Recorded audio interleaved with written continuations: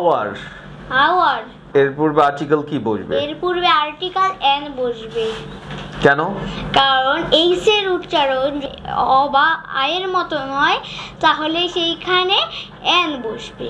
আচ্ছা, যদি ইউনিয়ন হয় তাহলে ইউনিয়নের পূর্বে কি বসবে? ইউনিয়নের পূর্বে এ বসবে। কেন এ বসলে ইউনিয়নের পূর্বে? কারণ ইউর উচ্চারণ যদি ইউ বা ওয়ার মতন হয়, তাহলে সেইখানে এ বসবে। এ বসে? সিরিয়াসলি? আচ্ছা, আর্থের পূর্বে কি বসবে? আর্থের পূর্বে দা।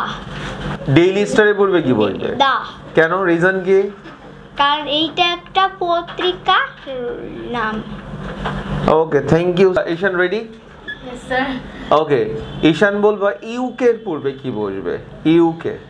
দা। কেন? কারণ এটি একটি সমষ্টি দেশের নাম। ও, তার মানে কোনো দেশের নাম যদি এরকম সংক্ষিপ্ত করা হয় তাহলে তার পূর্বে কি বসবে? দা। এমন আর কোনো দেশের নাম জানো তুমি ঈশান? Yes, sir.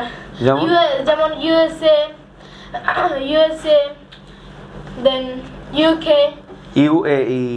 Yeah. Okay, that's great. আচ্ছা ঈশা, তুমি যদি এমন পাও যে কোনো শব্দের সাথে কোনো শব্দ বলা হচ্ছে বিগেস্ট বা লার্জেস্ট, ওল্ডেস্ট, তাহলে এইগুলোর পূর্বে যদি গ্যাপ থাকে তাহলে তুমি কি ব্যবহার করবে এখানে আর্টিকেল হিসেবে? And. Oldest, biggest, and. কেন এন্ড কেন হবে? And কেন হবে? আচ্ছা, এটা তুমি ভুল করছো।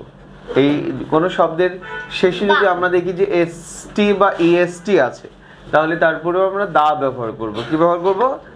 দা ব্যবহার করব।